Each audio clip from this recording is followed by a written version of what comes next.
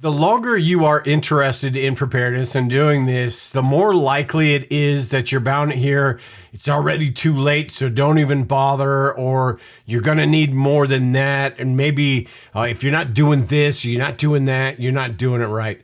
Believe me, in my 10 plus years, I've heard them all. And it used to affect me a little bit. Now I just sort of laugh at it because 10 years ago, they told me it's already too late. And here I am 10 years later. If I had Zuckerberg money, I'd love to have a fully stocked doomsday bunker in Hawaii.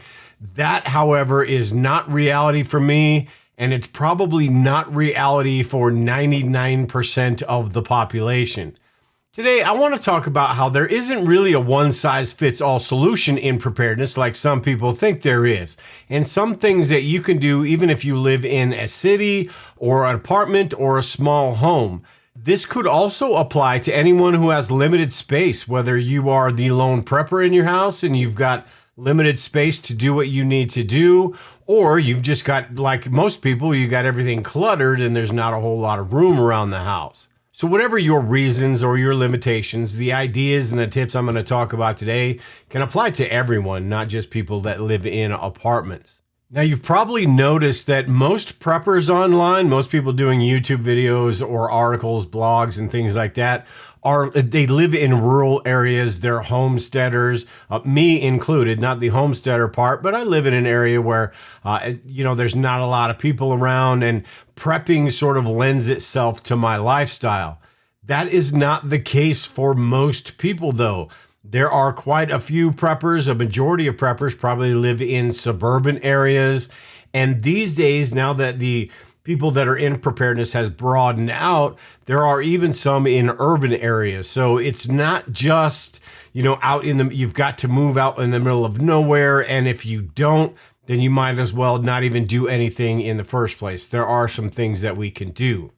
And I think the first thing that we need to consider before we even think about what sort of space we have in our home is the bugging in and bugging out perspective. Because if you are in a rural area, the odds are you're not going to bug out. And for everyone, bugging out is a last resort, right? Something that you have no other choice, and this is the only option you have is to get gone. In a suburban setting or an urban setting, it's more of a possibility. So it's something that needs to be thought about more so than if you are in a rural setting.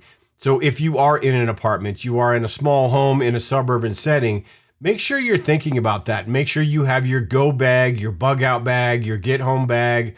You can have one of each, or you can have all of them be one type of bag. It's really up to you. Make sure you have that set up and good to go, because that becomes a bigger possibility in an urban setting or even a suburban setting. But I'm not going to go into bug out bags because there are a lot of videos on bug out bags, and it's a pretty big topic and something that's personalized to you. But most of the stuff I'm going to be talking about today would go in a bug out bag. It's sort of a micro preparedness kit where in your home you're preparing for days and weeks, and in your bug out bag you're preparing for hours and days. But the first thing I think that we need to do if you're living in a small space or you only have a limited room for preparedness is to declutter. The longer you stay somewhere, the longer you've lived somewhere, the more stuff that we just accumulate. So I think it's important to go around and figure out what stuff we can sell, maybe sell it on eBay, make a few bucks, maybe some stuff that we can donate, some things that we can throw away. And it's not just about creating physical space to put everything. It's also about finding places, thinking about places that you can put stuff as well. We can sit down and we can try to think about places. I've got this spot in my closet. I've got this spot under my bed. But if you go around and you make a list, you're going to see spaces. You're like, hey, I could put something here, or I forgot about this spot. So declutter first.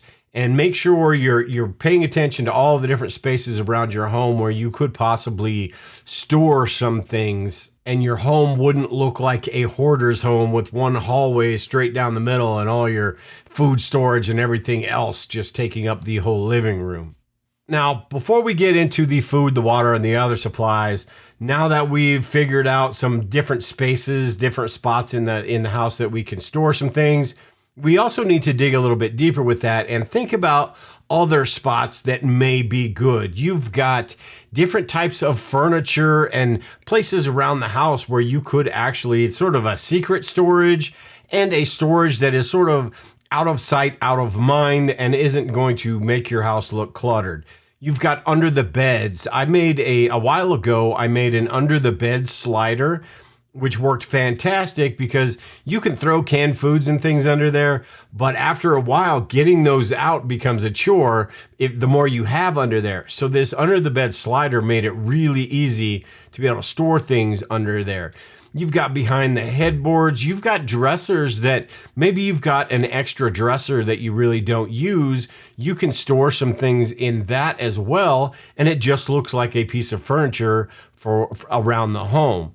You've also got coffee tables that have storage inside them that nobody would really ever know that that's what that is. And that can be somewhat hidden storage or just extra space to put things that are, like I said before, out of sight, out of mind.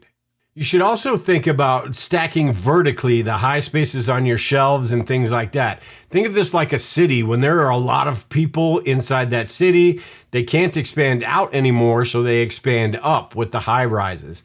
Sort of think along the same lines as that with maybe you take a whole closet or you've got a large pantry. Think about utilizing all the space as possible. Now, the higher or deeper you store something, the more likely it is to get lost or forgotten about. So keep that in mind as well. But if space is limited, we need to do what we can do. You've also got bookshelves and things that you can buy that maybe have the doors on them that you can put against a wall as well to expand that storage space.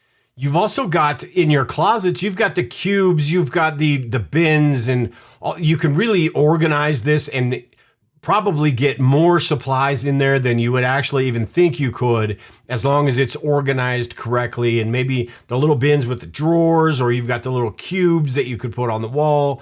A lot of different options. You just need to think about what some of these are, sort of think outside the box and think about what you can do in one room or one wall or in the kitchen, in the bathroom. Think about the things that you can do with these. Now, when it comes to food storage, there's only so much we could do because of the space available, right? If you are the lone prepper in the house, you probably don't want to have a whole lot of food stacked up in the kitchen unless you're the one organizing that and inventorying and rotating that.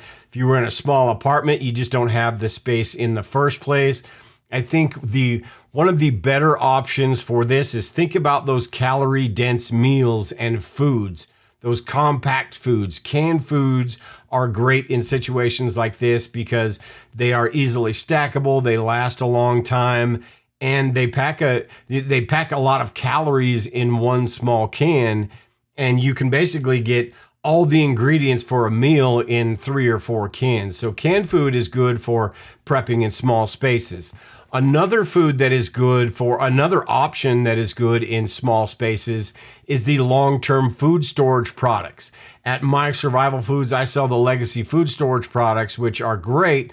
The buckets are square, and you can get from, just a 72-hour kit, which is perfect for an apartment, or all the way up to a year's worth of food. But these are great because you could put a couple of these buckets in a closet at the bottom of your pantry, in the bedroom closet, and they tuck away nice and neatly, and they last for 25 years. So it's sort of a set it and forget it type item. So while the long-term food storage doesn't taste as good as the stuff we eat on a regular basis, it is something that is a great storage option and something that can bulk up your food storage and take up very little space. So think about those as well. Those foods that pack a punch, like the canned foods and even the long-term food storage buckets. And shoot, you've even got the survival rations, which are basically cookies that are packed with calories as well. And those will last you 5 to 10 years and are great for bug out bags, get home bags, or even in your vehicle. And as far as cooking that food goes, you need to have, there's a couple of options here. One is there's some indoor cooking options that you could use. An Iwatani butane stove would be nice in an apartment or a small home. You've got the alcohol stoves that will heat some things up. Or you've got the option of having those foods that are no cook options, those canned foods that you just open it up. Maybe it would taste a little bit better if it was warmed up, but it doesn't have to be. It's not going to, you're not going to get food poisoning or anything if you don't. So think about those two options. How are you going to heat something up? And if you don't want to, or you don't have the options to, what are some of those foods that don't require any cooking? Some of the box meals, the crackers and the canned foods and things like that. Also, if you are planning on making meals that require any sort of preparation, you've got to think about the water used for these as well. This will dip into your water storage. So in a small area, an apartment or something like that, I would say that your food storage needs to be things that don't require any water, like spaghetti and stuff like that. And if you are going to store some of those, you need to make sure you have the water stored for that as well. And as far as water goes, this is the toughest one for, even if you live in a larger house, this is still one of those tough ones to store enough water. But water storage, we do need to have as much as possible that we can, where whatever our living situation is. And then we also need to think about where we're going to go, where we can find water in situations where we need to. Around the house, you've got items like water bobs that fit in your bathtub that you can fill up and get 50 gallons of water or so. You would need a little bit of warning before something happened to be able to fill this up, because if the water goes out, you're in an apartment 10 stories up, you're not going to be able to get water. So this wouldn't work for you there. But if you have a little bit of time, that water bob might work. You've also got water bricks and stackable containers that could go in closets. The water bricks are really low profile and they will slip right under a bed. So these spaces that you figured out as you decluttered your home, maybe think about what some of those could be used for as far as water storage goes, what sort of containers you can fit in there. You can use 2-liter water bottles if you want. You can use the Arizona iced tea jugs if you want. You've just got to find and have a space for those, and even the water bottles. So if you get creative, you can store 50, 60 gallons of water in different spots around the home. And if you have that water bob, you can double that as well. But like I said, eventually you're going to need to have places that you can go get water if need be in these situations. So that means thinking about what's available around you in your area, the lakes, the streams, different places that may have water. Depending on the situation, garden hoses and things like that might work as well, although you don't want to be going into your neighbor's yard and fumbling around with stuff in a situation like that. Could be very dangerous. And because you may have to do something like this, the water filters and the water purification methods become really important as well. And in a bug out situation or a get home situation, those could be important as well also. So make sure you do have the water filters. Make sure you understand how and why these water filters work. A Life Straw or the Sawyer Mini, like are so popular in preparedness, may not get everything out that you need it to get in an urban situation, because those are high country water filters. So think about what your needs might be from that perspective. You've got the water purification tablets, which would kill a lot of the microorganisms and viruses and things like that.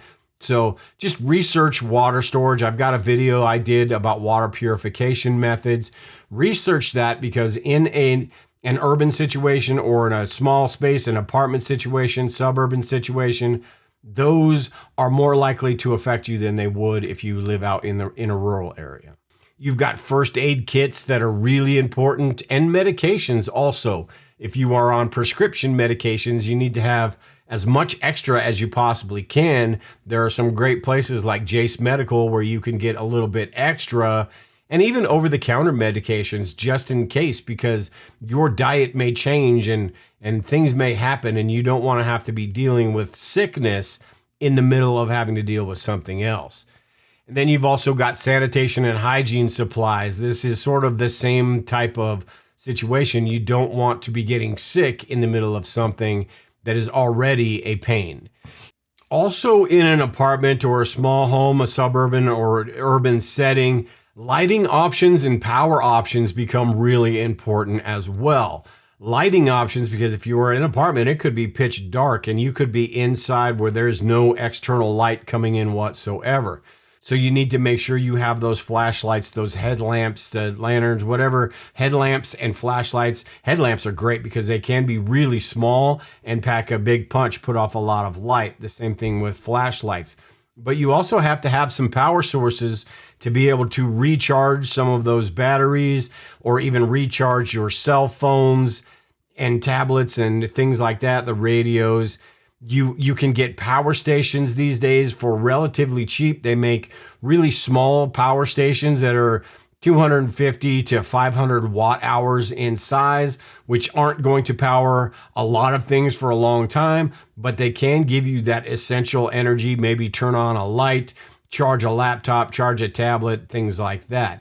They also have larger power stations that aren't that big, that, you know, for 1,000 watt hours inside of it that will run just about anything. And you can hook those up with solar panels and have that, as long as you've got an option, a patio or someplace to put that in the sun, an option to replenish some of that energy. So having these power options and the batteries and the flashlights and the crank radios and all of those things are really important as well. And these are all things that don't take up a lot of space. You just need to figure out where you're going to put them. And you could honestly, in a closet, the bottom shelf, or even the top shelf, get yourself a small little power station, get yourself some batteries, and put together one of these little storage bins with some flashlights and headlamps. And you would be as good to go as you possibly can be in a situation like this, at least to figure out what your next steps are and what you're going to do from what the disaster situation is and what you're going to do moving forward. You're going to need copies of important documents like IDs, insurance policies, medical information. You want to store these in fireproof or waterproof bags. You've got emergency contacts and local maps and all of those things, that the important information that you may need in a disaster or an emergency. You also want to think about storage bins and probably setting up kits. Kits are fantastic, especially in small spaces, because you can organize them, you can put them together in storage bins, buckets. I would suggest at the very least, putting together a lights out kit, which encompasses everything you might need in the event of a power outage, but wouldn't be something that you would want to depend on in a long-term grid down type event. Another tip when you are preparing in a small space or an apartment is think about multi-use supplies. These supplies that will be useful in a number of different situations for a number of different things. That way you're not storing 5 or 6 supplies. You've got one, sort of like a multi-tool. You've got one supply that is going to do a number of different things. I've got a video on that as well, as some of these supplies that are good to store and will have multiple purposes in a disaster or an emergency situation. Cordage, wire, tape, glue, things like that. Now, keep in mind, in smaller spaces, especially in apartments or urban areas, you're probably not going to be able to survive long-term in a big disaster type situation. But the good thing is, the odds are you're probably not going to have to. The larger, more catastrophic disasters and emergencies, yes, they do happen, but on a much lower scale than they would, say, the natural disasters, the pandemics, the financial problems, things like that, job losses, things like that happen every day. Those you're more likely to see in your lifetime a few times rather than some EMP or nuclear exchange, something like that. Yes, those are possible, and yes, they need to be thought about, but the odds are that in an apartment, you can stockpile everything that you need to last a week or two in a lot of these situations. So don't let anyone tell you that, oh, you can't do it in an urban area. You can't do it in an apartment. I have a lot of friends in the preparedness community, Daisy Luther, who does the Organic Prepper. that lives or you lived in an apartment. You've got Brian Duff from Mind for Survival that is sort of got a nomadic lifestyle. So don't let anyone tell you that you can't do something, because you are the only one that's responsible for you, and you are the only one that's going to be there when all the chips are on the table and when everything counts. So make sure and just do what you can do and what you feel comfortable with. At any rate, that's it for today, everyone. I appreciate you joining in. If you've got any tips for anyone that may be living in a small space or an apartment, maybe you did before or you do now, and some tips that you have, some things that you do, make sure and leave those in the comments below for them. And with that, I will talk to you later. Take care and prepare, everyone. We'll see you next time.